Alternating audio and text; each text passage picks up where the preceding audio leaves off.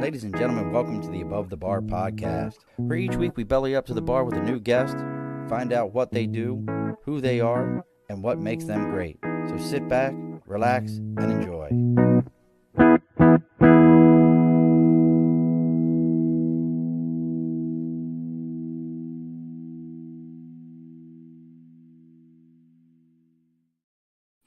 Alrighty, folks, welcome back to the Above the Bar podcast. It's your host, Sean. It is a post 4th of July Wednesday, one day past it. I got one for you before I even get too far. If you can tell me what the significance of tomorrow is in my life, I don't know. I'll give you something, but if you can tell me the significance of tomorrow, I will definitely give you something. I don't know who would be able to do that. I don't know if any of you would be able to do that, but it would be interesting if somebody could tell me the significance of tomorrow in my life. But it is not tomorrow. It is today. And with today being today, there is nothing better than an opportunity to change, grow, become a new person, all those kind of things that could possibly happen in our life.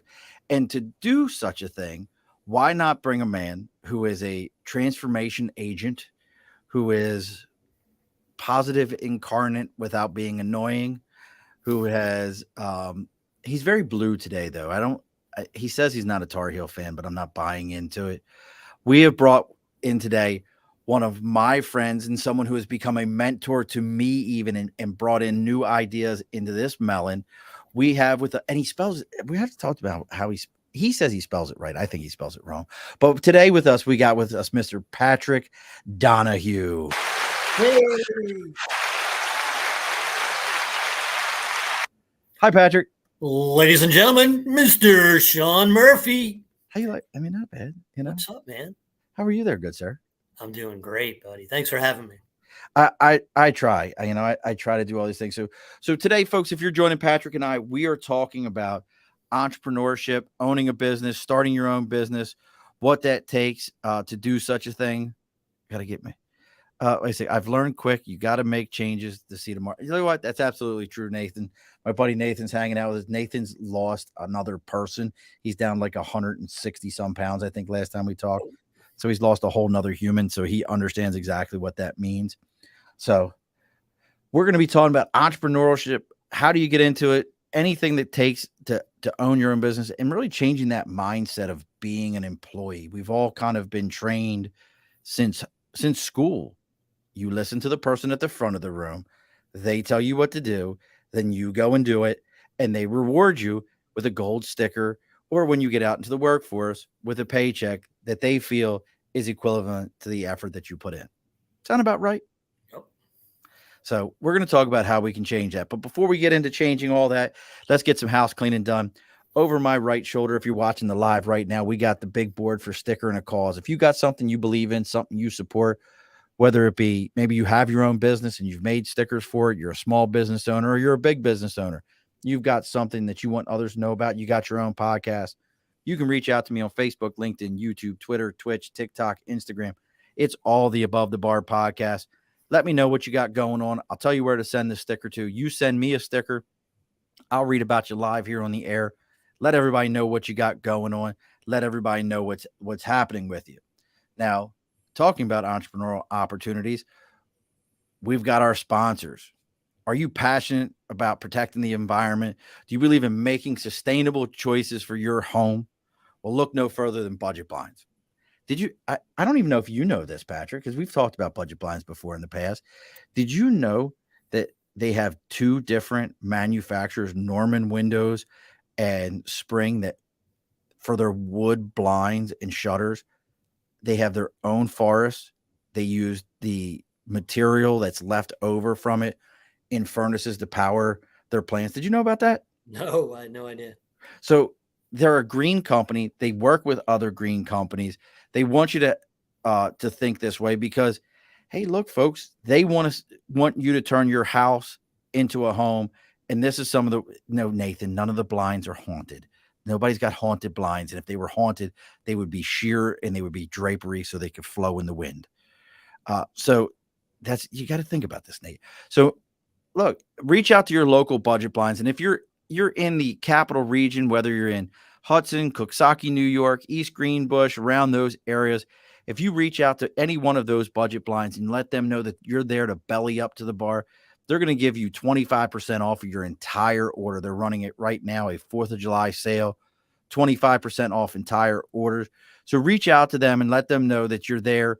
They know the importance of working with people that care about the environment, that want to see the environment. They even sell a shade, I guess a shade or a blind, whatever, however you like to word it, called a honeycomb or a cellular that goes in your window, and it's actually energy efficient. It actually, if you didn't have the money to spend on some of these windows that are out there, $400, $500, $600 just to replace one window, you can reach out to them. They can put blinds in your window. They're going to insulate your window, especially in the Northeast where we have these silly winters, and they're going to help take care of you. Or they even actually do window tinting. That's a whole nother thing we can talk about. So again, reach out to Budget Blinds, East Greenbush, Hudson, Coxsackie. They're our sponsors. They'll take care of you. Let them know you're there to belly up to the bar, and they're going to give you a 25% discount off your entire order. All right. House cleaning is done. How's Pennsylvania there, Patrick? Oh man, it is rocking and rolling. It's hot out there. We got Wawa America Party yesterday rocking out. And man, there's always something going on down here. I miss Wawa. What's your go-to Wawa sub? Oh, the Italian, man. You gotta have the Italian. You do the Italian. So no, I am you ready? Tuna with bacon, provolone cheese, banana peppers, and the spicy buffalo spread. That sounds pretty good. Toasted. Has to be toasted. Yeah. I mean, the only thing you can't have is a cheesesteak because you got to go to a real place to get a cheesesteak. Yeah. Well, I'm always, out of Philly, and I have my answer to this. Steve's for me, man. So, you said Steve's. Mine used to be Ray's up in Lansdale, and I firmly believe this about cheesesteaks in Philly are like crab cakes or pit beef in Baltimore. If you want to know where the best one is, ask somebody what neighborhood they live in. It is very neighborhood related. Yeah, it is. Because your neighborhood guy, look, Nathan, I did not like my stomach. I beat the hell out of it. All foods go in, but it really is a neighborhood related thing in Philly. Like I like what the heck's his name? Oh God, he does the broccoli Rob cheesesteaks. He kind of came up in the last decade or so out of nowhere. He's even have one of his places inside the airport in Philly. I can't think of his name right now.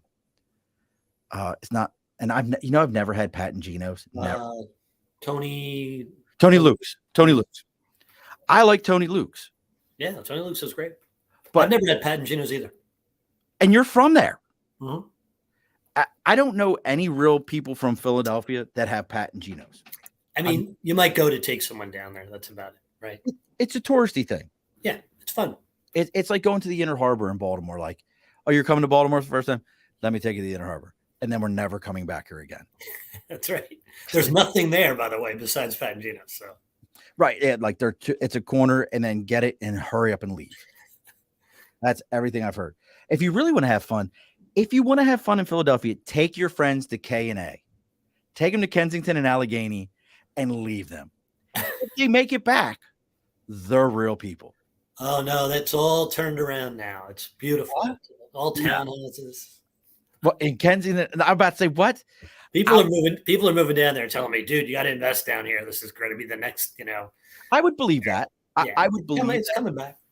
But I'll tell you a funny Kensington and Allegheny story. So there used to be a Marine Corps recruiting office on Kensington and Allegheny. And I had buddies that worked that office. They used to tell me that that there was a set of steps that went to the basement there, but the basement was a dirt floor in Philadelphia. So there was no actual basement. So one day the district CO showed up and wanted to tour the station because they were trying to get out of there and he didn't want to let them leave. So one of the recruiters, I can't think of his name, walked around picking up crack vials out of the street and placing it on the bumper of the colonel's car and just leaving him there, trying to get him to get his mindset right. And there was another one. We used to get lists from high schools back in the day, and they would like give them to us, and you had to type them out. The guy who was there at the time as the station commander, entrepreneurial. He was very entrepreneurial. He would go to the ladies of the night that would walk the streets, and he would tell them, look, if you're willing to do this for money, you're willing to type a list for me for money. And he would pay them to type his list for him. Cool. Yeah, Philly gets a good rap for its violence, but the endless neighborhoods, Society Hill, Old City, the Boathouse Row, Spring Garden area, the Museum Mile, the Old Town, the hotels. I mean, Rittenhouse Square. There's so many great neighborhoods. They don't connect well, which is why Philly has violence. But if you're just in one neighborhood, there's probably 25 things to do in each one of those, which is unbelievable. When I watched like Monday Night Football and they go to Pat and Gino's and they don't show any of the other stuff from Philly, I'm like, this isn't helping, because that's not where you want to go, man. You want to go live life, culture, music, art, people, like the murals, right? Every other building has a 7-story, 10-story mural on the side of it that's like bringing that neighborhood to life. It's so cool. I'm Chicky and Pete's before I'm Pat and Gino's. Yeah, chicken pizza is great, man. Crab fries, gotta love them. Yeah, so and they're great. They're great at teaching people how to be kind. Like they want you to feel at home. They want you to be above the bar, right? They want you to come in and be warm and fuzzy and connect. I am definitely, Philly was a good place for me when I lived there. I did well, and never can't say a bad. I can't say, even though I'm talking about things that went on down there, none of them are bad things. Like, what's the pizza place? The famous Lorenzo's. Yeah. Lorenzo's Pizza. If you want to have fun in the middle of the night, go get a slice of Lorenzo's, where all the way around the pizza parlor are signs that say, don't ask for toppings. Don't ask for the toppings. So, but that's not what we're here to talk about. But, you could say we're talking about, because it's entrepreneurial. Philly is a entrepreneurial city. If you really think about it in the sense of, our founding father said, hey, we're not going to follow the rules of the people that are running the show right now. We're going to set our own rules. We're going to set our own path. We're going to set our own thing. And that's what we're here to talk about, is so many of us, and I truly believe this, we were talking about this beforehand, Patrick and I, that we've been trained since the first day of school. You sit in the classroom, you listen to the person that's in front of you. They tell you what to do. They give you a gold star and you move on. This conversation today is about being better than that and finding your path. If you don't want to find your path, this probably isn't the show today for you. But Patrick is here to help you find your path. He helped me. I'll be the first to admit it. He helped me figure out where I wanted to be. So I'm going to let Patrick talk about. Patrick, you're a franchise broker and a franchisee, correct? Yeah, so I'm a consultant and I own businesses. So a broker is someone who works on behalf of the seller. I work on the behalf of buyers. So people come to me and I take them through a process to figure out what they're best suited for, and then help them manage their fear. Just like you said, everybody's been getting information, and my job is to repack your lunchbox, throw some old ideas out and put some new ideas in. And in order to do that, it takes a while to acclimate yourself to a new way of thinking. And the number one thing I tell people is, it's not about IQ, it's about AQ to start, acquisitional intelligence, being willing to learn something new. Now, for yourself, what got you into, let me ask this, let me roll myself back for a second. What came first for you in your chicken and the egg story? Was it owning your own businesses or getting into working for people to help them find franchises? What came first? So I was I grew up in New York. My wife's from Philly, and we moved down here to help out with her family. There was some stuff going on down here, and I could get a job anywhere. I was in sales, and I decided to go work for a company here locally in Philly, and it happened to be a franchise company. I knew nothing about franchising, and I was there to build a national account department, and the founder really just enjoyed my company. So he kept putting me in new positions, new challenges, and I got to learn everything about franchising from a guy who's in the Hall of Fame for franchising. And then after he passed away, different ownership had a different feeling. And one of the things that I just no longer enjoyed about my life was I didn't have agency. You ever hear that word, agency? What do you mean by that? So agency is controlling your time, your destiny, your money, all of it, right? So let's take money. Independence Day, by the way, thank you for your service, Sean. And here in Philly, you're constantly reminded where to get started. And all these aristocrats who essentially had a pretty good life under British rule risked everything for us, right? All those guys had money. All the guys who signed the Declaration of Independence, but they knew that they were taking too much of our money. Well, think about corporate America and how much money they take. For every dollar you make a company, you get a dime and they get a dollar. Now, they don't get a dollar in cash. They get a dime like you get a dime because it gets divvied up, right? But they own the equity. And this is where you got to repack your lunchbox to say, I got income from my business, but I also own the equity. I own an asset I can sell. And I know with what you're doing, there's a lot of equity to be built every day. So, Sean, as you're thinking, what's the value of my business? At the end of the year, I make this many dollars, and then my equity is worth a multiple of that. That's how you get to own the dollar versus the dime. And, we are just always told, hey, go to school, get a good degree, get a job, work for someone else, because that's less risky. But the penalty is, it's just like the same thing our forefathers went through. You're losing the majority of the wealth building by building someone else's fortune. And it's funny you say that. That was actually my biggest eye opener. Was I helped a company build a location that they couldn't do on their own. They had tried it once before. They failed at it. I did it. And in a year and a half, $1.5 million that they did in sales, in gross sales out of this area. And I looked back at it and I went, I saw personally less than 10% of that, and thought that I can't do that. I can't do that. That doesn't make any sense to me. And it was sales. It was sales related. That's what drove me.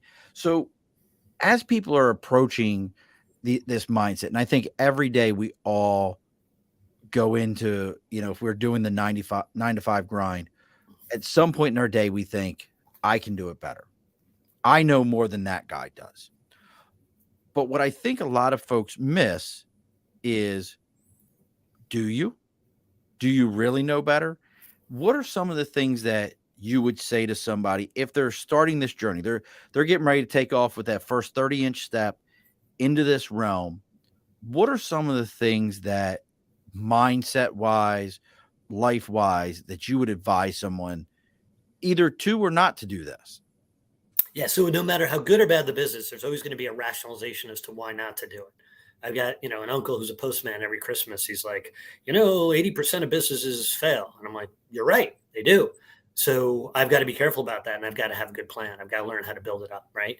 So there's a lot of rationalizations we go through, and we've got to understand that this is a process. There's going to be good information. There's going to be tough information to deal with. And then we've got to know, do I have the answers and the capabilities to conquer this? And it was Harriet Tubman. She said, your success begins at the end of your comfort zone. And so you've got to get uncomfortable if you want to have any kind of legacy. And think about all the people that come before us. They're amazing. They're amazing because they walked away from something easy to do something hard. So hard decision, great life. Easy decision, hard life. And, the first 2 years of entrepreneurship, you're doing great already, but, it's going to be the hardest 2 years. So imagine if this is the hardest it's going to be, and the 8 years after this are going to get better, better, better, better, better. If you can give up 2 years of work as hard as you can to set up the rest of your life, right, to have an income stream, equity, control of your time with your family, do things like I do where I can join volunteer boards or coach or be with my kids. Like, that's why I did it. I had given up all this time in my job with my family, and I came home making good money to a family I hardly knew, and I wanted to be with them. And I knew my why. So I tell everybody, work on your why first, because if your why is not compelling, then your comfort will be, because it's too easy to step back and be like, hey, I don't want to risk this because, I could lose money, I could lose time, I go backwards, I'm leaving a good job, whatever. If the why is not big enough, like for me, it was, I'll work as hard as I can for 2 years so that I can see every event for my kids. And that was, it's funny. I'm glad you said that about, is your why big enough? Because I was about to say, is there a point where people's why isn't really a good why. And what I mean by that is the person's like, I just want more of my time. Then don't start a business. That's what I would tell you. What's that saying? Own your own business so you can pick the 70 hours a week you work. Well, Sean, I work 20 hours a week. And my goal is for everyone after 10 years of owning their business to work 20 hours a week. I work because I enjoy it. I really do. I love doing what I do. I love helping people. No way that you work 20. Brother, you're always on. Yeah, 20 hours a week, man. That's all I work. Yeah. Now, hold on. Let's define work to you. How are you defining work? Because I know me personally, if I sent you a message and I said, hey, Patrick, I need to talk to you, you would find the time and you would set the time aside to talk to me. I have no doubt in my mind about that. Yeah. So I typically don't I don't have office hours outside of 10 to 4. And then I go to the gym in the middle of that. So my goal is to work 4 hours. Now, if I have someone text me at 8 o'clock in the morning and they need 15 minutes of my time, what a blessing. So Sean, you might remember this. First thing I say to everybody, I'm a 2-time cancer survivor. I wake up every day more happy than the average person that I'm alive because I feel so excited that I have another day. And then all I hope for is to be on someone's journey to help one person unlock their potential. So if someone pings me at 7 in the morning and I see that, I'm going to get on the phone. I'm going to call them because it's an honor, right? That they're like, I'm going to you, Patrick. We've never spent any time at a bar, the two of us, right? No, this is as close as it's been. But we know our families, we know our friends, we know our history. I know where you lived. I know, you know my story. So to be on that with somebody who's, could be halfway across the country. I mean, in the last month, right, I'm closing businesses in Ohio and California and Florida and North Carolina. Never met them face to face, but building that trust. I need you. I ping you at 7 o'clock. I'll give you 15 minutes any day. See, that's part of, hold on. You get one of those for that. You get one of these, baby. A little sip of blue. Salud. Salud. And folks, he's not drinking bullshit. He's got that Johnny Walker Blue bottle. I mean, that's a serious bottle, that Johnny Walker Blue. I only break it out for very special occasions. Christmas. And ladies and gentlemen, Mr. Sean Murphy above the bar. We got all the sound effects over here. I just want you to know that. I got it all. Whatever you need. But, so moving forward with this journey, though, getting people on that journey, getting them on that path. I know what I saw as my pitfalls when I got on this journey. Yeah. And for me, I think I was lucky. I wasn't so concerned about leading myself because I thought that was the first person I needed to lead. I wasn't worried about leading myself. I wasn't worried if I had employees, leading employees. I know for me, my concern was more nuanced business things I just had to learn. It was stuff I didn't do. I hadn't done before. But what are some of those things that, and this is going to be 2 parts. What are the things that people should see in themselves to say, yeah, you've got this. You can do this. You just don't realize that you've got it. Right. And what are the things that maybe you would say if somebody comes to you and says, hey, this is what I'm looking to do, and you do a great job with the whole questionnaires and all that maybe you say, maybe this isn't for you. What are those 2 elements right there? And not necessarily specific things, but elements. No. So what I tell people is business is a triangle because I want them to visualize where am I now and where do I need to be? So in that triangle, you've got financial success at the top of it and financial administration. On the bottom right, you've got business development, every bit of your relationship with your customer, sales, marketing, PR. On the bottom left, you have operational excellence, performing well for the customer. And in the middle is the leadership. It could be a manager, it could be an owner, etc. So I ask people, plot yourself on that triangle. Think about where you are. Have you been heavy ops? Have you been heavy customer service or sales? Have you been heavy finance? And then imagine what you're missing to pull yourself in the middle of that triangle. Because if I'm really focused on making money, like private equity, I'm just going to make money, company goes out of business. If I'm super focused on sales, I'm going to sell a lot of stuff, can't produce it. If I produce too much stuff and I can't sell it, I'm in trouble. So I have to have a balance. And a triangle is all about triangulating the balance and pulling it up from the middle. So if you don't know how to get to the middle because I'm weak at finance or I'm weak at sales or I'm weak at whatever, then you need to find a system that's going to help you with those weaknesses. So I ask people where they are, plot themselves, and let's talk about how to get them in the middle so they can make this happen. And if they can't, because they just don't have the skill set to surrender or bring people on to help them, well, then they know, right? They're not meant to be in business. They're meant to be a W-2. You said that word surrender. That was something you said to me. Can you talk about that a little bit more? Yeah, I think a lot of us want to, we see entrepreneurs and we think they're all doing it themselves, but they're not. Their total collaboration and their commitment is to their team. They live in service to others. They either live in service to their customer or their employees or both, hopefully. And so you've got to surrender that. A, it's not, everything is not your responsibility. And B, you got to surrender to your weakness and get help where you can't do things yourself. And if you plug into that collaborative effect is like, when you go on a trampoline and you're bouncing and then someone else gets on, what happens? The double bounce. Yeah, you can lose your balance. Well, you can go twice as high though, right? If you work together. If you work together. So if I start doing double bounces, right, I can accelerate. So accept that other people are there to double bounce you higher. And that's really where entrepreneurs are much more successful. In truth, we're a small part of the population. Only 5% of people own their own business in the United States. And so when you meet other entrepreneurs, they're always vested in sharing ideas and making you better and double bouncing you. And that's a cool club to be in. Well, you talk about that 5%. Some of the statistics, I learned this recently, for entrepreneurial businesses in this country haven't changed since the 50s. And and correct me on the numbers, Patrick, because you're way better at this than I am, but it's something like 90% don't make it after 5 years or some crazy number like that. What's the actual number? Yeah, so I've heard 80% after 5 or 80% after 10, but truth be told, it's 80%. And there's certain industries that just get rocked. Restaurants get rocked. Doing what I do, like being a solo entrepreneur with no employees, 88% failure rate, tremendous, off the chart. So, really where you'll see people is in businesses like yours, right? A home-based business where you've got low CapEx, most of your expense goes into marketing and activity and pleasing your customers. And that just grows, like it just, spreads because of the referrals. That's the best way to succeed in my mind.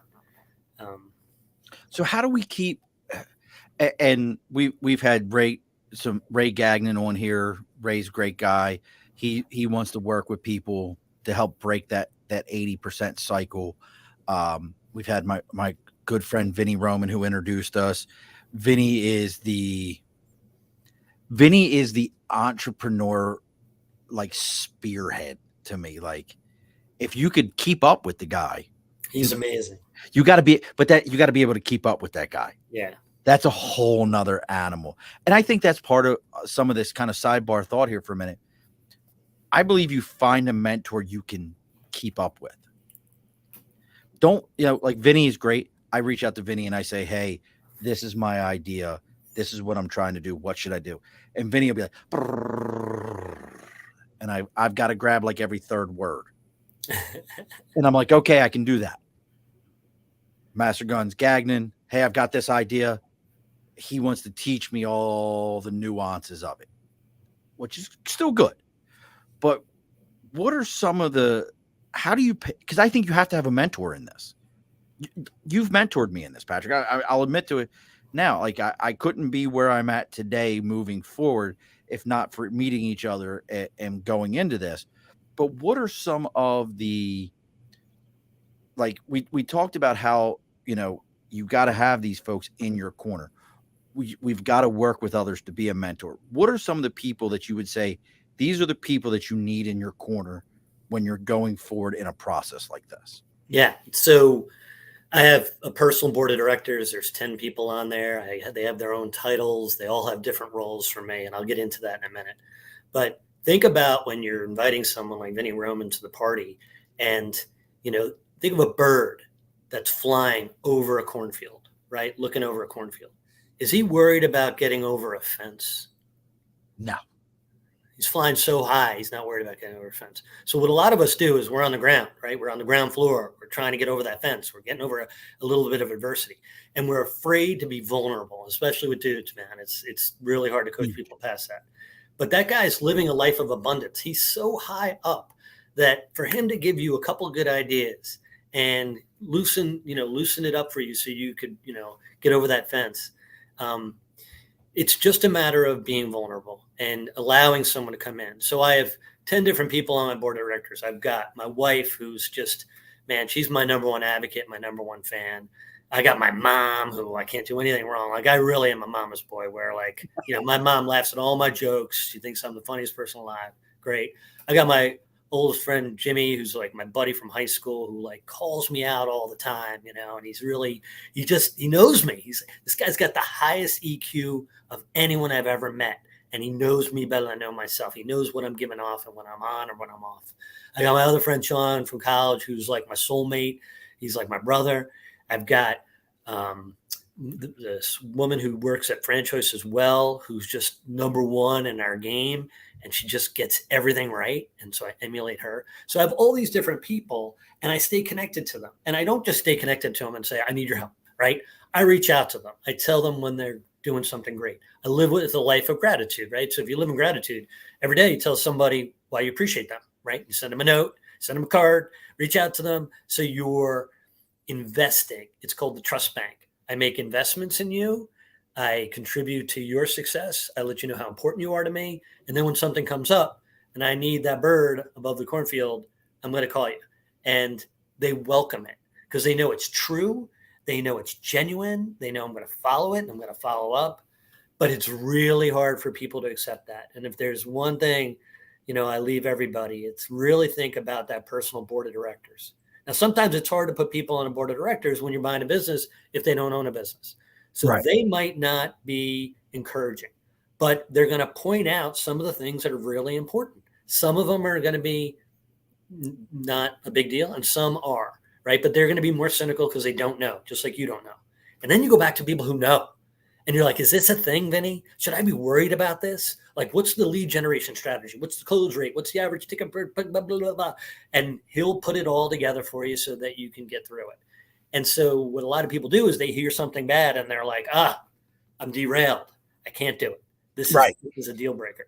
And I'm like, no, that's not the answer. Someone else did it. I can do it. I mean, that's just behavioral intelligence. That's like, I can do what someone else did. If they've done it well, I just got to follow in their footsteps. That is such a thing. And it actually kind of makes me think about this. So what is some of the strategies in that entrepreneurial piece? So we've talked about having our board of directors, having the mindset to owning your own business. But I think, and I really truly believe this, because this was a fear for me, is the money. How do I finance this? How do I walk away from a job that, it's funny, you say you work 20 hours a week. You probably work more than the average person actually truly does at their job that they get paid 9 to 5, because they've got their cell phone, they've got to check Instagram, TikTok, Facebook, everything else under the sun to see what's going on. You're probably working more than they are at 20 hours and they get paid for 40 of them. So from a finance standpoint, and I think this is the first excuse most people have if I told someone like, hey, and I think that when I was looking at businesses before you and I got to talking, the lowest buy-in I saw was $30K. That was the lowest. And that wasn't counting the equity that they expected. Like the buying the territory side to it was $30K. Yep. Most people don't have $30K sitting around.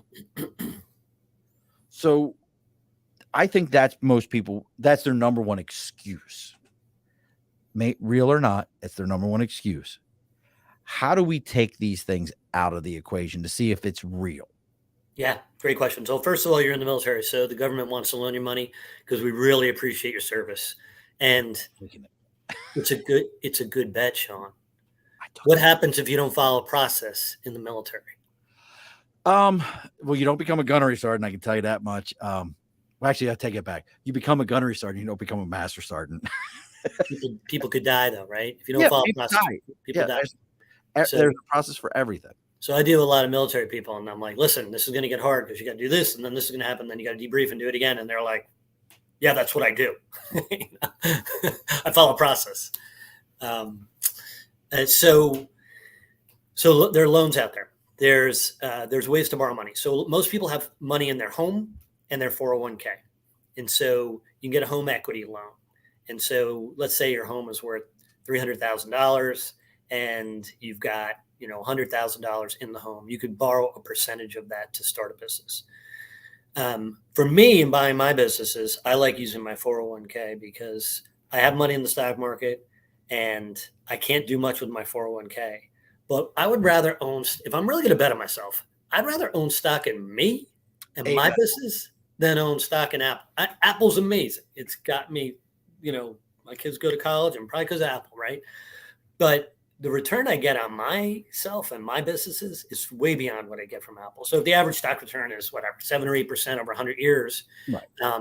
Obviously you can do better or worse than that. But in your business, if I want to invest and I want to put a chunk of money in, I want to get, a dollar in for a dollar out. So if I put $100,000 in, I want to get to the point where that 100,000 makes me 100,000. That would be my goal. And is that possible? Can you make 100,000 from your business? If you put 100,000 in, you could.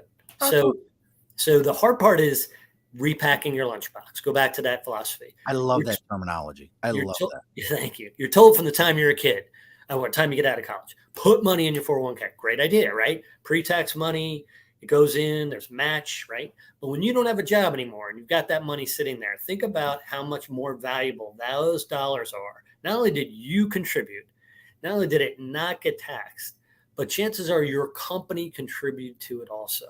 Now take money you earned. It got taxed and now it's in your savings account. So that money is really thinned out already, right? Whereas this 401k money never been taxed before. And if I can use that and roll it over with no taxes and no penalty to own stock in my business, I own my 401k owns stock in my business, and I'm able to go put those assets to work. So most people don't realize they can do that. Most accountants don't. Like I talk to my accountant and other accountants, and I get people's accountants on the board all the time, phone all the time, and they're like, you can't do that. You're gonna get penalty. I'm like, listen, man, you're an accountant, and I don't know what you don't know about your job, but you don't know that. I know an owner in another franchisor in my business that's what he did. He took a loan against his 401k. It's not a loan. I don't want to. It's a specific name. I'm using that. It's a rollover. So I'm going to buy stock in Apple. I'm going to take some of my Apple stock and put it into Patrick Donohue Inc. So I own stock in my 401k of this company that I'm starting. It's the same thing. Right. And then I knew I was getting the terminology wrong, but that's what this guy did is he just used that money to purchase a territory, and he's doing very, very well. He's down around Ossining, New York. But he did the same exact thing. So it's interesting to me in that exact thing. And you brought up the equity in your home. Folks, here's one for you. If you use the equity in your home to purchase a business, not only do you now have a write-off for the business itself, you can write off the equity that you borrowed out of your home because the interest in it is, again, it's the same as the home interest. So you can write that off also. It's another element. And I want to get your feeling on this one, Patrick, because I know we're all over the place, and hey, welcome to the bar. I love it. It's great. But this is something that maybe you can explain it better than it was. It was an aha moment for me. And it actually it wasn't when you and I were talking. I was talking to another franchise, great franchise, just one that I couldn't get into. And Nathan, we're going to get to Nathan's question. So I'm going to plug this into your ear now. Nathan wants to know, because I'm not a fan of these as a franchise, just because I'm scared of them, which is food franchises. But if you had one in mind, where would you go? Nathan's asking that question. But can you explain to people, because I think this happens a lot of times. People are like, well, I make $100,000 a year. I'm not going to go to a franchise and make 50,000. But I think people don't understand that how 50,000 as a franchise business owner, if you paid yourself that, the difference between making $100,000 working for somebody else. Can you explain that, or am I? Yeah. So that's a good question. So if I make $100,000, I get taxed on it. So whatever your tax rate is, 20 or 25%. So your net is, $70,000. If you own a business and you make, let's say, the same 100,000, or let's say you make 50, you might write off $50,000 worth of expenses in your business. I mean, there's just more allowances for you to write off stuff in a business than there is as a W-2. So, because a lot of things impact your business. So you put yourself in a better tax bracket when you do it. But here's the thing, like if I make 50 grand and I decide I want to sell my business, what can I sell it for? I can sell it maybe for 2 times or 3 times earnings. But if I do 100,000, 500,000, $1 million, right? What stops me is really just collecting more customers and collecting more staff, right? If I want to scale my business, I just have to get more customers and more staff and keep growing. So Nathan, one of the issues I have with a restaurant is if I pack that restaurant and I maximize it out, how do I keep adding customers? If there's lines out the door and I'm maxed out, how do I add more? Whereas if I'm Sean and I think you have 2 territories now in what you do.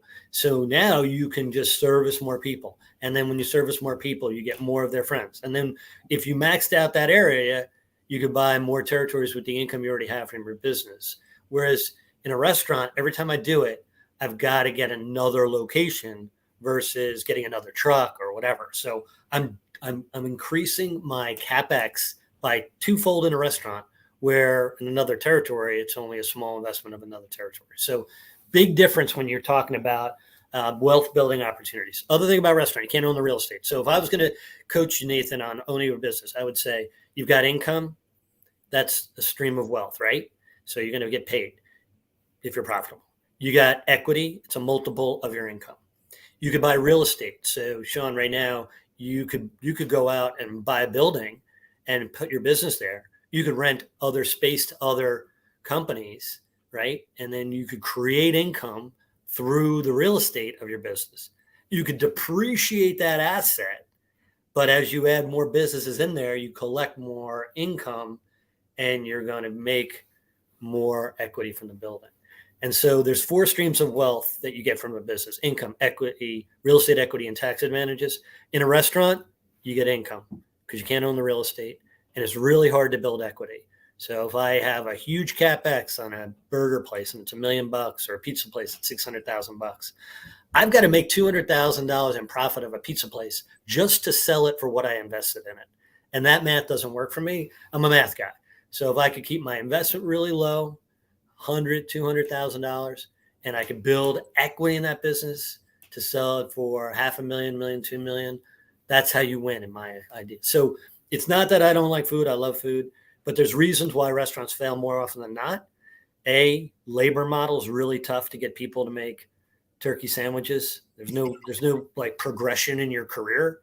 Everybody wants off nights and weekends. So it's tough on the employee side. It's tough with minimum wage. It's tough with a product that goes bad.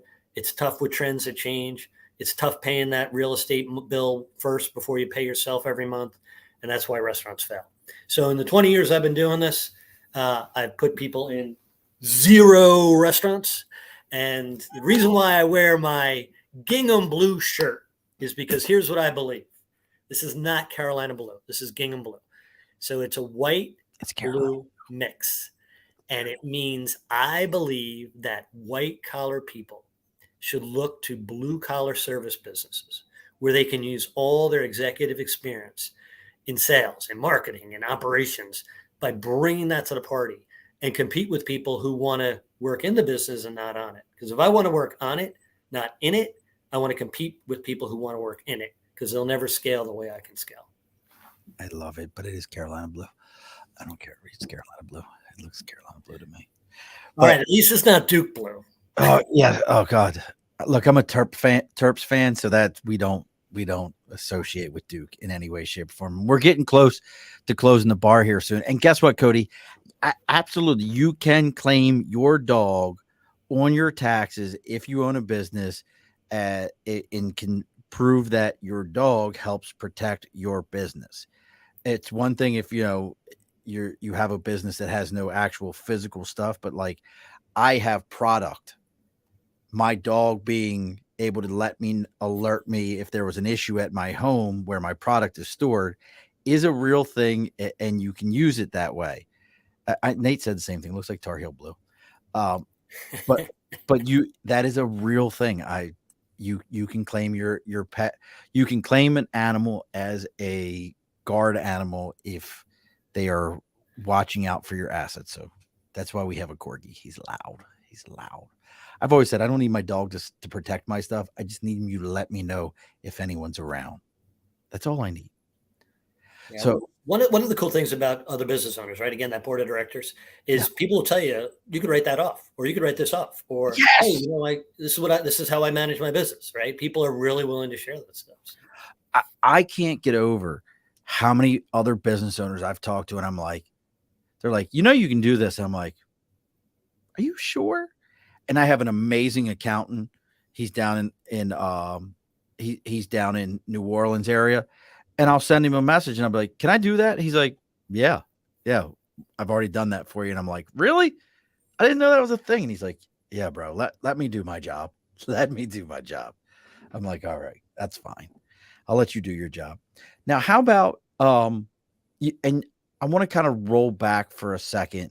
Well, God, Patrick, I could ask you a million questions.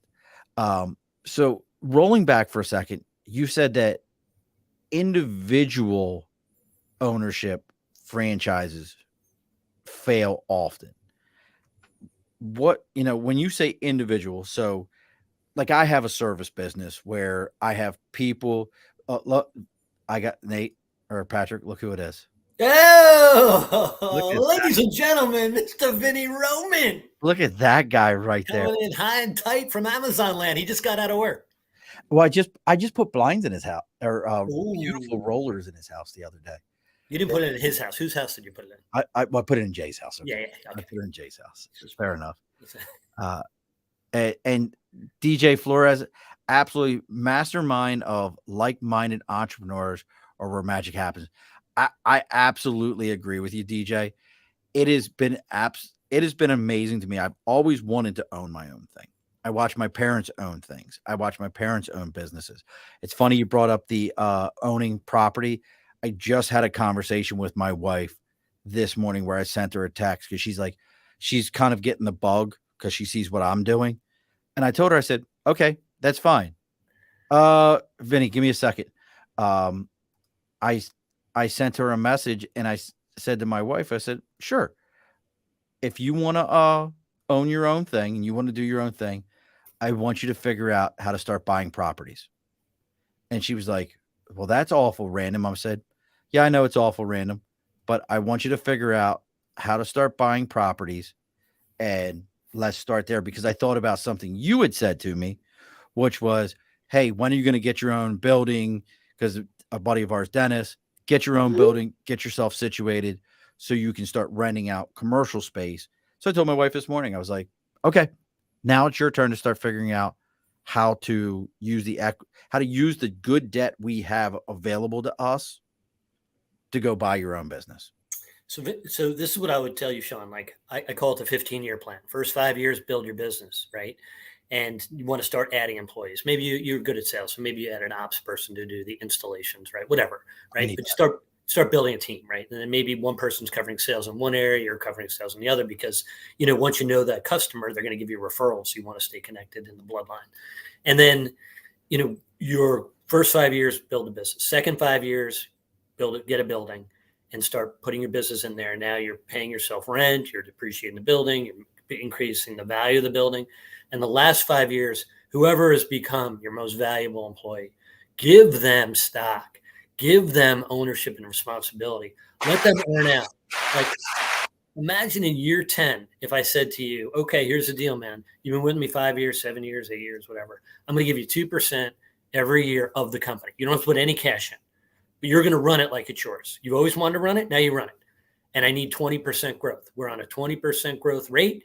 You keep that 20%, you get 2%. So all you got to do is what we've done already. So guy does 20, 20, 20, or gal.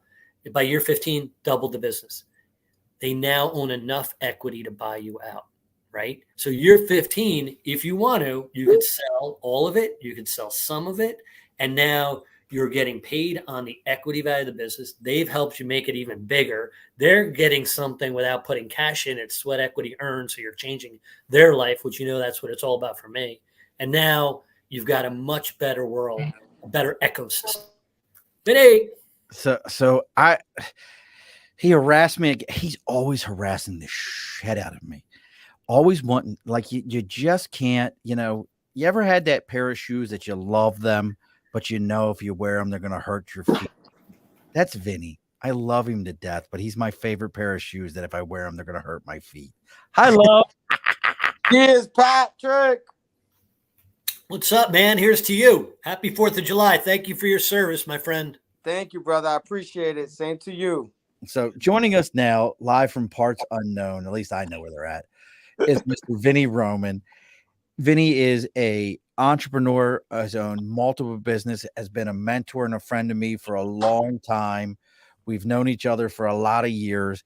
He has great insight. He's been on the show. I think his next venture is something about only in fans. I don't know if it has something to do with like cooling himself. But joining us now for the last part of the show is Vinny.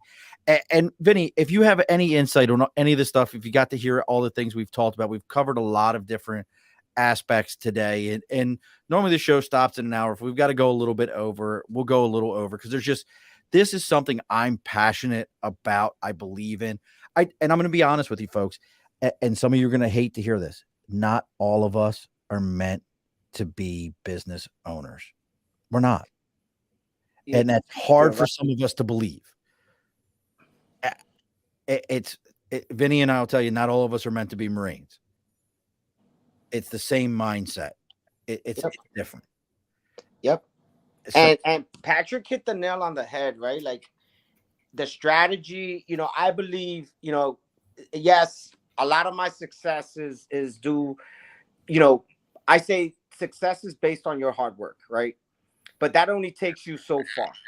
Success is based on knowledge. That only takes you so far, right? Success is based on someone else's perspective on where you need them to achieve, right?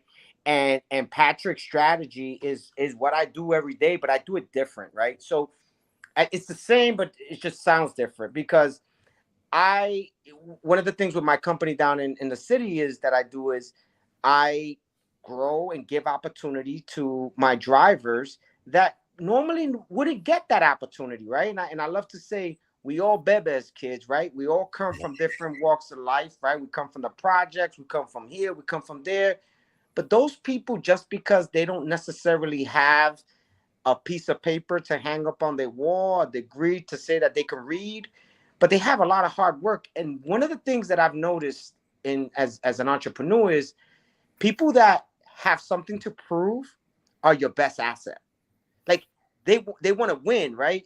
And if you're giving them the opportunity to win, that's huge. And that has been my success, that I've developed great teams, not because I'm the best thing in the world, but because I believe in them and I put my effort into them. And one of the models in our company is, this is not my company, this is our company. So you take some stake in it. And as of right now, I have my right hand person. We just opened him his own DSP. Like that's right. Like that's. So we took a kid from Lebanon that's been in the country for 4 years, and we empowered him. We taught him, we mentored him, and we educated him. And now he's his own entrepreneur, right? Living that American dream. It just takes a little bit of work from you to believe, let those rings go, bring them back. Just like as a Marine, right? We guide, we teach, and we mentor, right? And then to go to your statement is, not everybody could be an operator. They are coaches. I know people that could talk the coach game. Man, they'll sell you a building over the phone and they'll coach you through, they'll make you believe that you could believe, right? But then when you look at them in the field, they're not good operators. Right. That's okay. Those who can do, those who can't teach. Right. And that's okay, right? So, but as an entrepreneur, you got to figure out who is that, right? Within your arsenal, right? Like who do you have? And that's what I've learned, right? Like I am not an office guy. I hate being in the office and I hate doing work. So my weakness, my God, I got two guys that hate going. I got two guys that hate to work sitting here telling me one works 20 hours. One, I've seen you at work. All I hear when I go to his house, look, Patrick, you me tell you what I hear when I go to his house. Jay, where is this at? Jay. That's all you hear.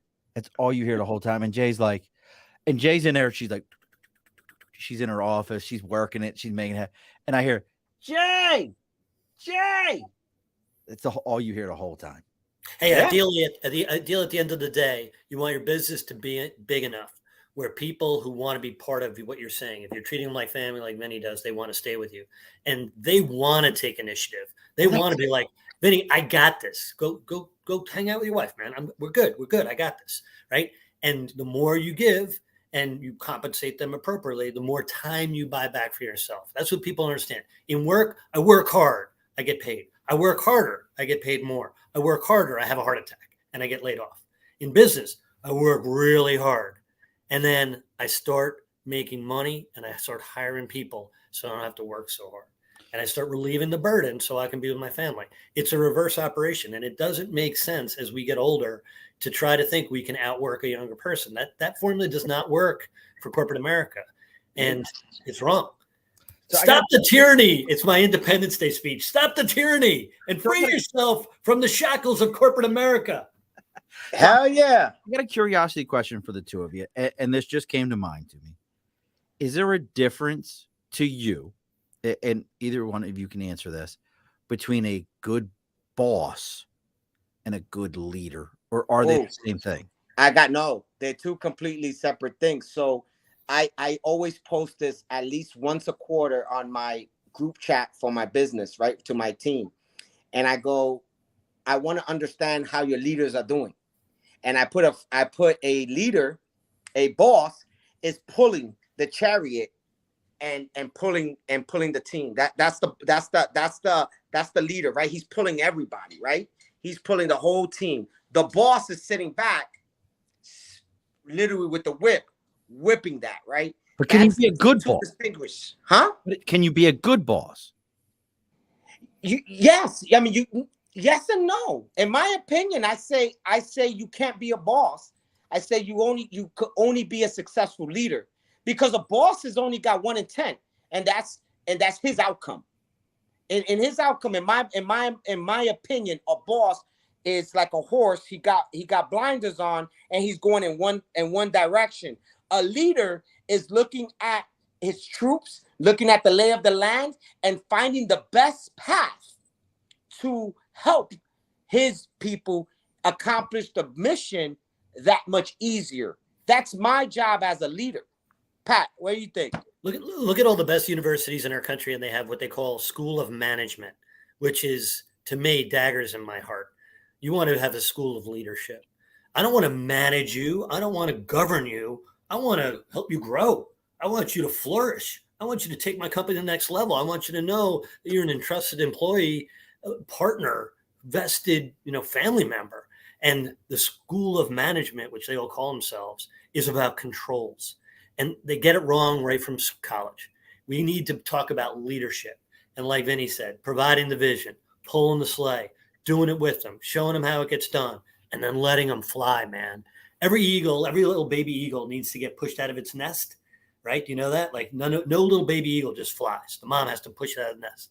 So you got to get pushed out of your nest to soar. You got to get comfortable with uncomfortable. That's what leadership is. And then bam, trust your employees, let them grow. Sean, DJ just said it before I could even say it. And thank you, DJ, because I'm going to change mindsets. Patrick, what is the phrase that I taught you? Do you remember? Beans with a red with steak and white with fish. Beans with the word commander. Commander intent. Commander's intent. Yes. A boss provides great commander's intent to allow their leaders to grow.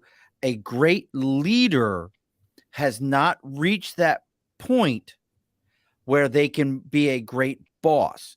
You can be a bad boss that just stands up there and like, go do this, go do that, go do this, go do that. Vinny, guess what? You are, whether you fucking like it or not. And I love you, brother. You are a good boss. You provide intent to your people and allow them to lead and do their own thing. How many times when your people come to you with a problem, do you give them an answer, or do you, and Patrick, you and I have talked about this, or do you let them try to figure it out before you answer them? So I see where you're going with it.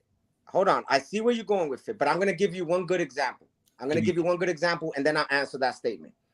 When we were recruiting and we was on the street, when I came in, and Patrick, the 8412 community is the career recruiters. Those are the guys that went on recruiting duty and stood on recruiting duty. That's me.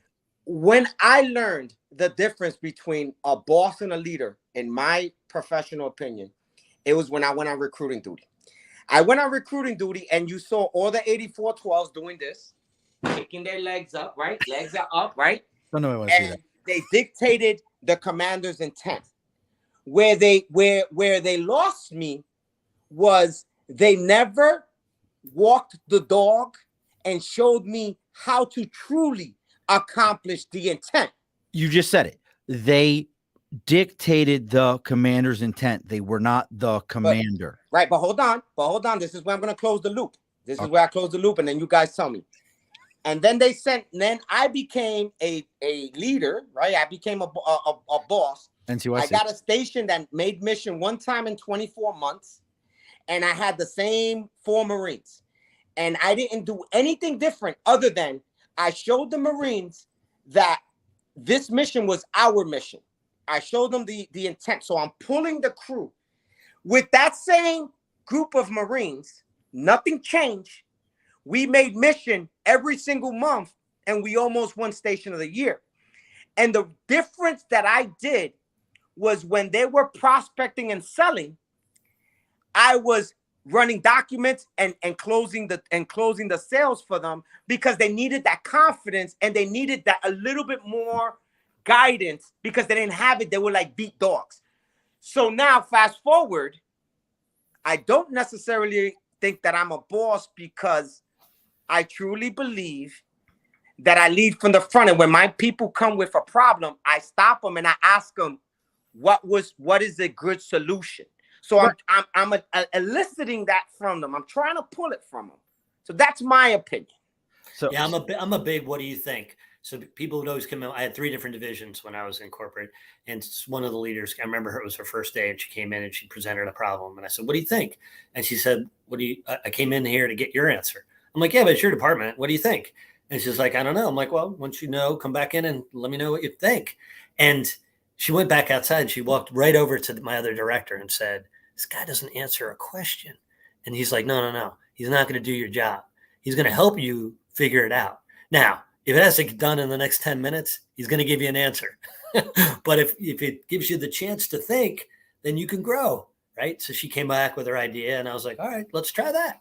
And sometimes even, it might not be the exact way to do something, but sometimes people have to learn underneath you too. And see, and maybe I'm just getting it too far into nuance.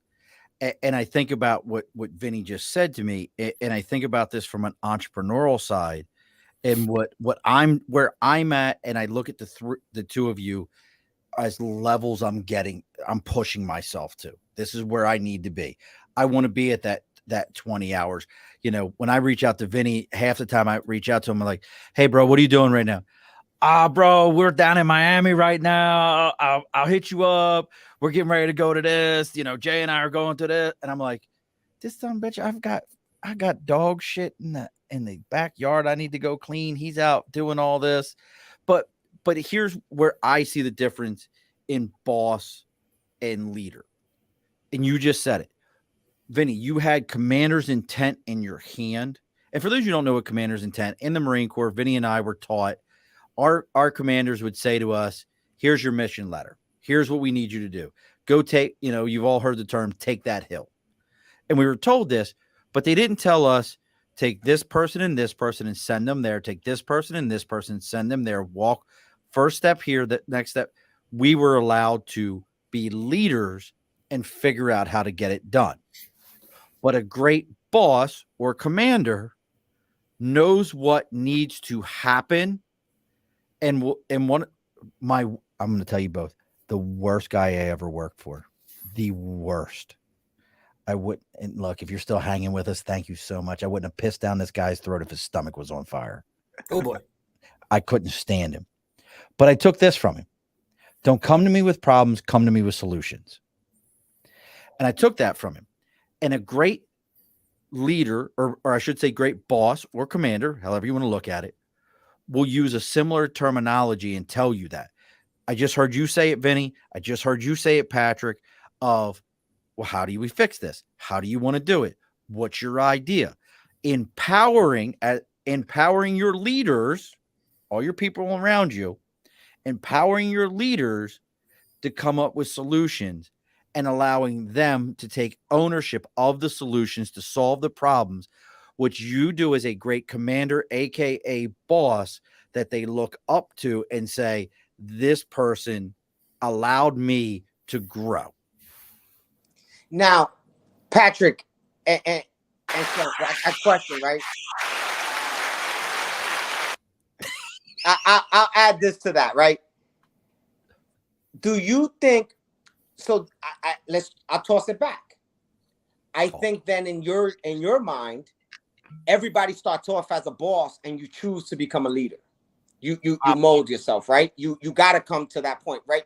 So when I was doing the flooring stuff, my success, right? I was rocking, but it was because I had the same intent.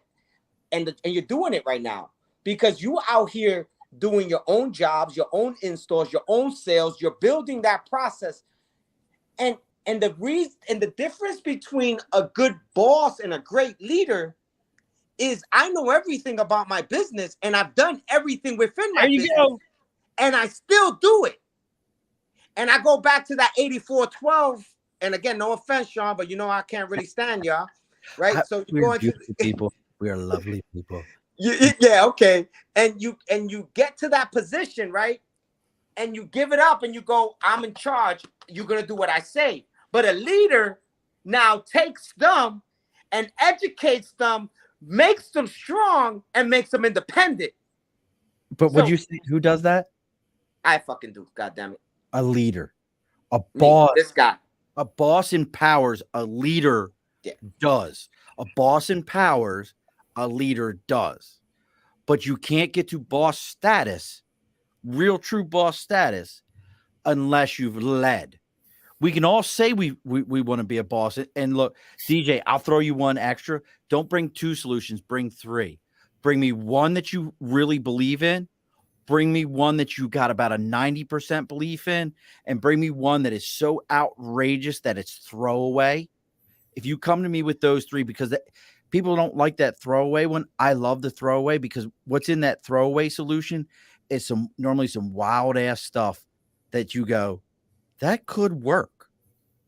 And if you have to think about that, the third one always, you take the boundaries out of it. You take the boundaries out of it and you go, well, you know what? Damn it, that might work. Yeah, I think sometimes the first 2 might be obvious, right? They might be obvious, mundane, it's been done before. That third one might be like, it might not work right now, but it might be so off the chart and it gets people thinking, it gets people excited. You're like, hey, you're using your imagination. I'm not sure we can do tomorrow, but there's pieces of that, or there's elements of that we got to try. I love watching Vinny's eyes just roll like his brain. Like, listen to me, folks. If you're not watching the live, go find the live. Patrick is like the cool, level-headed dude that's like, listen, guys, let me go ahead and help you out. I got you. Let me show you how this is. Vinny is like, as I'm talking, I can see Vinny's wheels working. He is like every mechanical piece working. He's got this infectious smile that like gets at you and you're like, this son of a bitch, I want to stab him, but damn it, I like him so much. And his wheels get to turning and he's thinking like, Murph's got ideas, but I got other ideas. Let me throw these at him right now. And he forgets I can hit mute. I got the power of mute. Nah, yo, Sean, because for real, like real talk, you're right. You're right. Because like as you saying all this, right? And it brings me to like a lot of like a lot of different perspectives, especially in the franchise world, right? It's like it almost when you talk about like the DSP world and what I'm in, right? You give sometimes these owners, right, that never been an owner and they've gotten an opportunity of a lifetime, whether you buying it or you got it, right? And then they throw it away because they're the boss, right? They're the boss, right? Yeah. Like it's like in the military, like, yo, I'm a gunny. You're gonna talk to me, I'm a staff sergeant. You're gonna talk to me, and everything is gunny staff. No, I'm Vinny, you Sean. Like this is who we are. And I think that it's really important if you are planning to be an entrepreneur that you need to be able to look in the mirror and really say, who am I? Or what do I want to be? Because if I would come out here and been the dictator, leader of everything, of anything, and it's my way or the highway, I'll be sitting on another segment saying how to go broke. And the franchise number that Patrick said about the failures, I'll be in that failure pocket as well. But I gotta be like us as humans need to be able to distinguish the difference of what we want to be. And I think that is also a maturity level, right? That somebody needs to kind of comprehend. And I think that's where a lot of failures happen, and the difference and where the distinction of, you know, people that are smart, they automatically title themselves as bosses, right? But yeah. but you're not even understanding the first comprehension of what being a leader is, right? It's being, I'm a servant leader. That's how I rule myself and my life. I work for others. I say my philosophy is I don't chase money. I help people. And in turn, I create opportunity for people and myself. And I've never gave my values or my integrity up for a dollar or for a position. That is the true definition of being a great person. Vinny, you're talking about a great person. And look, but it's Patrick, is it a difference between a great person and a great boss and a great leader? I think servant leaders are amazing human beings and amazing bosses. Like, I think you got to bring that to work. You know, for thousands of years, there's more organized religion, and they all say the same thing: be good to someone else, and you will have eternal life, right? Like every religion has the basis of that. And it gets messed up with everybody who is executing on it. But the principle is always the same. So if you bring that to work and you execute on, my customer is actually my employees, I'm going to treat them like they're my customer, then my team will treat my customer the same way.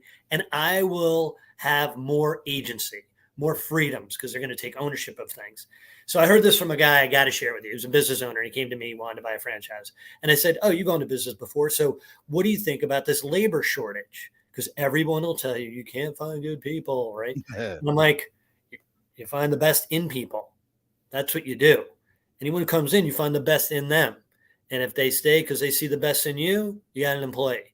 I don't know what you mean. I'm like, okay, so here's what this guy did. The minute he hired someone, the first day of training, he said, do you have a wife or a child?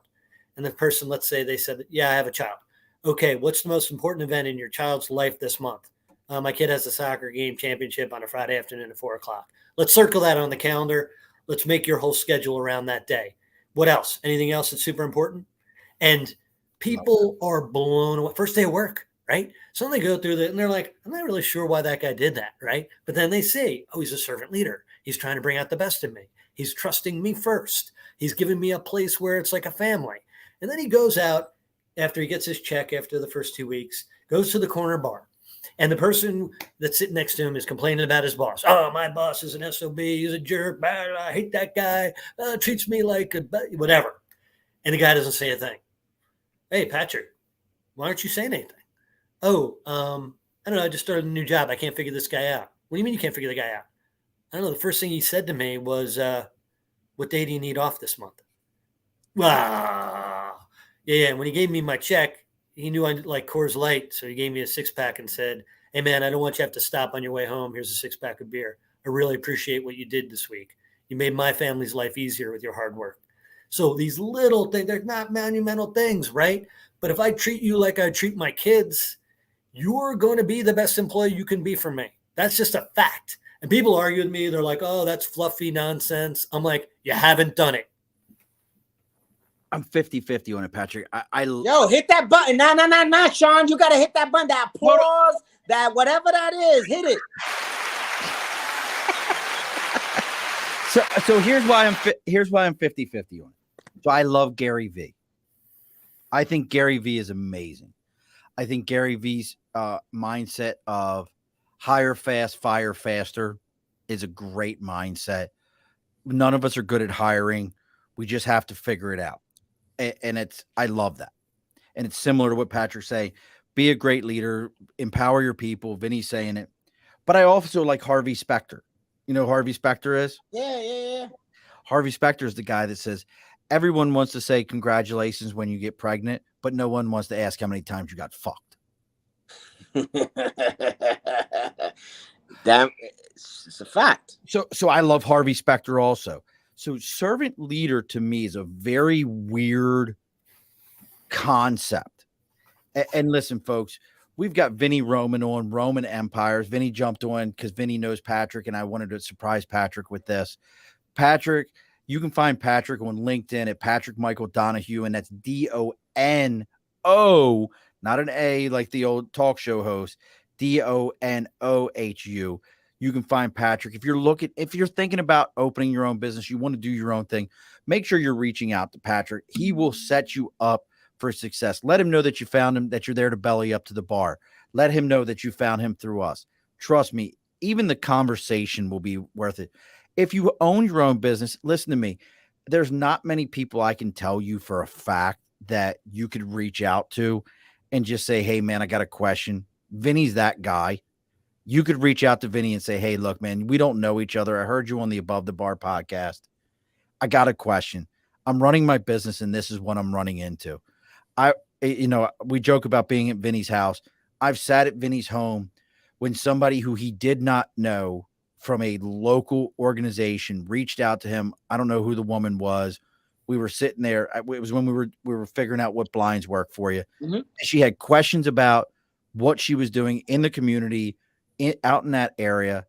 And Vinny sat and had an entire conversation with her and educated her on how the process worked, what some of the things, and connected her with people. I promise you right now, I make no bones about things. My lawyer is because of Vinny.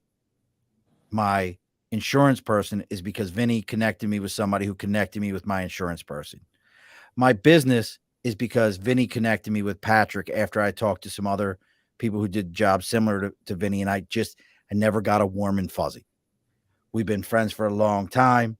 I owe a lot to that guy. If he asked me to bury a body for him, I guess we're burying a body, because we were sitting in a barbershop one day and he didn't realize I was sitting next to him. And we turned and looked at each other. I'm like, what the fuck's up? 2 gunnery sergeants. And I told him I was working for CSX, and he looked at me and he goes, you're going to hate that job. I was like, nah, I'm going to love this. This is going to be great. He's like, you're going to hate that job. I know you. You're going to hate that job. I know guys that worked over there. When you're done hating that job, let me know. I'll get you over at Amtrak. Guess what? I worked for Amtrak for 7 years. There's nothing I can say bad about the guy other than his choice of sports teams. That's we'll get him Raven tickets at some point in time. But listen to me, folks, and we have gone longer than we normally go, but this is a conversation that's near and dear to my heart. I think too many of us either want to be entrepreneurs, and again, we're not all built for it, but we are all built to lead in some way, shape, or form. We're taught in the Marine Corps from day one. If I've got 2 days longer than Vinny and Vinny's got 2 days longer than Patrick, I have 2 days of knowledge to impart to somebody. And that's my job, to impart that 2 days of knowledge. That's my goal at this point. Gents, we're gonna put a bow on this thing. There's so much we could keep going on. Again, reach out to Patrick Donohue on LinkedIn. It's Patrick Michael Donohue, Donohue. Find out what he's got going on. See what he's got going. Hey, Patrick, you know what happens in September, right? You know, Fall. Well, besides fall, there's a particular franchise company that's like going to basically be giving away franchises. Did you hear about that? No. Oh, we'll talk about that. They do something with blinds and curtains and drapery. They're like giving away franchises. I'll tell you about it here in a minute. That's You know what happens in August, Saratoga, and I better see you guys this year. Look, if you come up here, are you coming up for Saratoga? Well, I came up last year, all Vinny, the time. Yeah, man. All right. So if you come up for Saratoga, I'll get a 6-pack from Famous Lunch. Or actually Gus's. I like Gus's better. I'm a Gus. I'll be back in August. I'm leaving tomorrow, and I'll be back in August. Vinny, where are you going? I'm going to Puerto Rico. I fucking knew it. But this is business, man.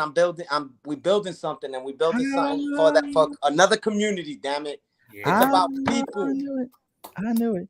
Look, Hey, can I just leave you with one thing, Sean? Because I know this is what you wanted to talk about all night, which is fear and anxiety. And nothing in your life is going to happen great in the absence of fear, right? The first girl you asked out, the house you bought, whatever you did great in your life that changed your life, there's a certain amount of permanency to it.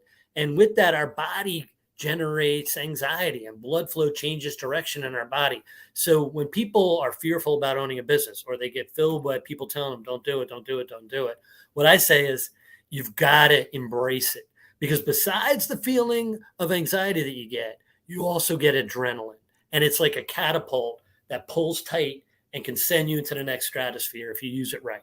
So don't run away from fear. Use it to fight for yourself. I love it, brother. So look, folks, go find these two gentlemen. If you found us through them, please follow us: Facebook, LinkedIn, YouTube, Twitter, Twitch, TikTok, Instagram. Again, even our email is the Above the Bar podcast. This may sound cliche. Those of us that have children, we've all heard like, share, and follow. That we've all seen that bullshit. But listen to me. If I've learned anything about marketing and all that, it truly does matter. That's how Patrick's message gets out there. That's how Vinny's message gets out there. You find us, go on to whatever social media you're finding us on. Give us a 5-star rating. Write a comment about this. Tell how you enjoyed this show. That's how this message gets out. That's how this message grows. You can reach Vinny again. It's Vinny Roman Empire. I even have a Roman Empire sweatshirt that I wear around. Some bitch got his name on every. Patrick, damn right. Patrick. The empire will not fall. Patrick, he tried giving me Roman Empire condoms. I'm like, look, I've been married long enough. I don't want this. He said they were steel belted. I was like, I don't need this. Yo, hey, Patrick, hold on. You're going to love this one, though. 2 seconds. Hold on. Right. This one is, there wasn't enough for me. Oh, my God. There wasn't enough for me. Oh, I know where he's going. I know what he's about to show you. So they got me my. Oh my goodness! Look at that. The funny part is it's life size. You see that? It's life size. It doesn't even. Hold on, bro. Listen, I'm 6 feet tall mentally. All right. If I feel 6 feet tall, therefore I'm 6 feet tall. Vinny, you and I'm 5'8", and you're the only person I know that I can be like, hey, what's up, man? Like, wow. Yo, I got to roll, but Patrick, it was amazing to see you, Sean. I appreciate you. Hold on 1 second before we go. As we do on every episode, the guests always get the final word. Vinny, you get to go first. Patrick, you'll get the final word, but do not log off because we got real quick. And Vinny, I don't think you know about this yet, Vinny. We have a new network called the Second Front Podcast Network that I started. That's only for veterans and only veteran podcasters. So if you know somebody that's a prior service, starting a podcast, looking to start a podcast, reach out to me. We just started the Second Front Podcast Network. You'll love the ending to this one. So Vinny, what's your final word for everybody? Work hard and even harder. Patrick, what's your final word? Hey, we are blessed to have two guys in the company of us that served our country, that keep our independence. We are so lucky, man. Just be just have gratitude, live in a life of gratitude, and take care of your neighbor. Alrighty, folks. Dude, that's why he's Patrick, bro. That's it. This has been a Second Front podcast presentation found on Apple, Spotify, and wherever podcasts can be found.